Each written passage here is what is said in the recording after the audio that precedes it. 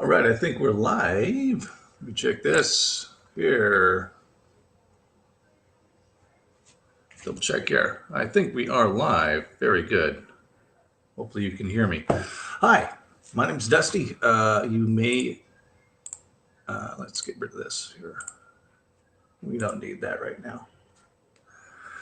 Yeah, I'm a commercial real estate agent in Northern California here, and I thought I'd share something that we put together, which is a calculator. We've got a custom niche that we actually specialize in, which is helping multifamily owners trade from multifamily into net lease properties. And we built a custom calculator for that. But one thing that we've noticed, and this is why I want to share this, I found that real estate agents have a huge overlap with people who have investment properties. So especially if you're a luxury agent, most of your clients, people you sell houses to, who already like you, probably own investment properties and probably own commercial real estate. And I'm always it blows me away. Why aren't you helping these people? So you've got people here on the left, people you've done business with, people in your sphere of influence, and then there's a big pool of people that you may not know, but a lot of them you do know already, who need commercial real estate. And it just kind of, I don't understand why there's not more, because there's a very good reason that you should be helping people who have commercial real estate needs. So the medium income for a residential only agent, this is realtors across the U.S. This is in middle of nowhere, Tennessee. This is in San Francisco and New York. But across the U.S., it's about 40,000. I think it's higher now. This is from a couple years ago, but this trend continues today. So people who do residential only, they're making about 40,000-ish. Now, what do you think the income is for someone who's making just residential sales, but at least one commercial transaction per year? This is an actual stat that the NAR has. Double. So agents who do at least one commercial transaction a year make over twice as much money on average than people who do residential only. And you already know a boatload of investors.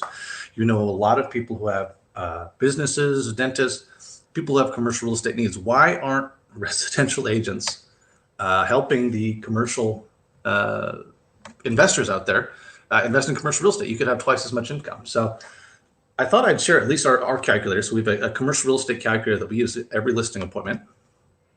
Our specialty is multifamily and rental owners. So people have portfolios of rentals, multifamily. We show them what their property is worth today, what they could trade it in for on a net lease side of things.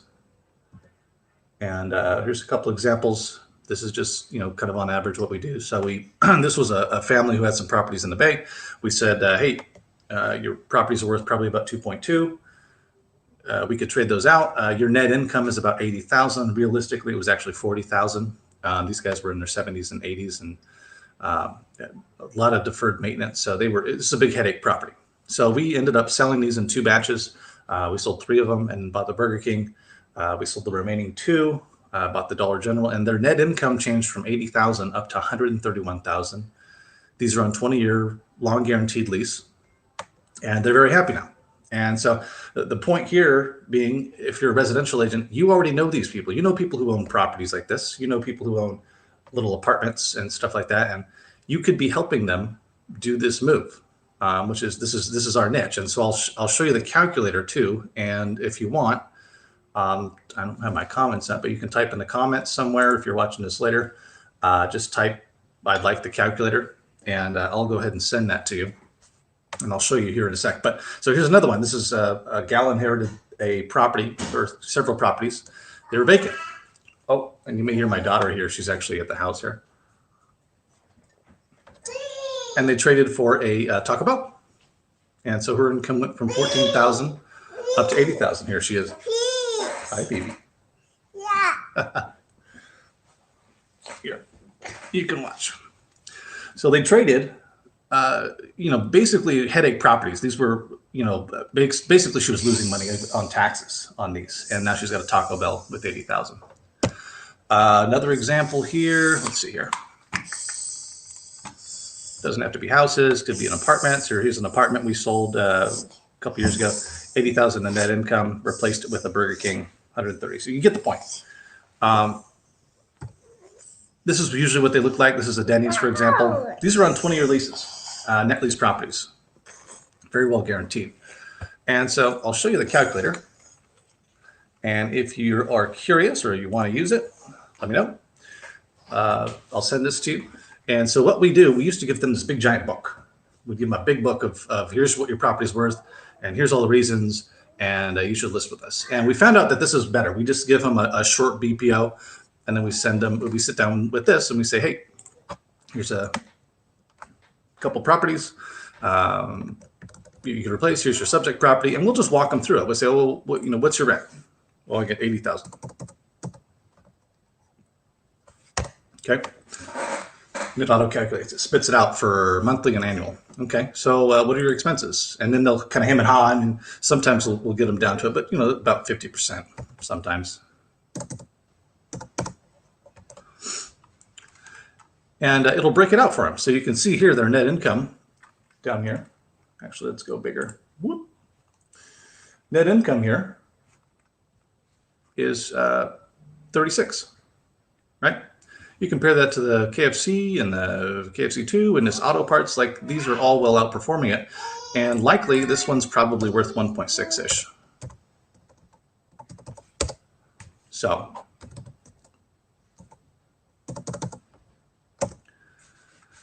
when you compare those, this cap rate would be 2 points. And this is not uncommon. So these guys are usually thinking like, hey, I bought it for $1 million. I'm making 36,000. I'm not doing too bad. Well, no, it's worth 1.6. It's not worth $1 million anymore. Your equity could be redeployed into these other KFCs, et cetera.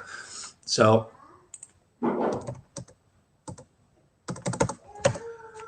when we show this to them, they get floored, right? So I'm making 36,000 a year. I could redeploy that into this KFC in Memphis. I could then double my net income, right, in this example. But this is not uncommon. Usually they get a pay raise. And you're telling me I have almost $500,000 in boot. Wow. This is very common. And so I think 9 out of 10 times we'll have someone sit down with us. And by the time we're done with this, they're like, why? Let's do this, right? Because they've never thought about that. And the best part about this is that the CBRE and the big commercial brokers they don't have access to these investors. These investors, right?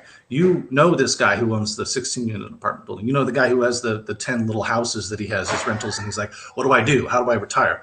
This is how they retire. And you're not competing with the big commercial guys, right? These are people that you already know. And so I'd really recommend you ask for the calculator. I'll send it to you. There's a bunch of other stuff in here too. It's got a loan calculator. Oh, my daughter wants some more food. We'll wrap this up. 1 second, baby. Hold on. Okay, so just go ahead, ask for the cash flow calculator. I'll send this to you directly in the comments below.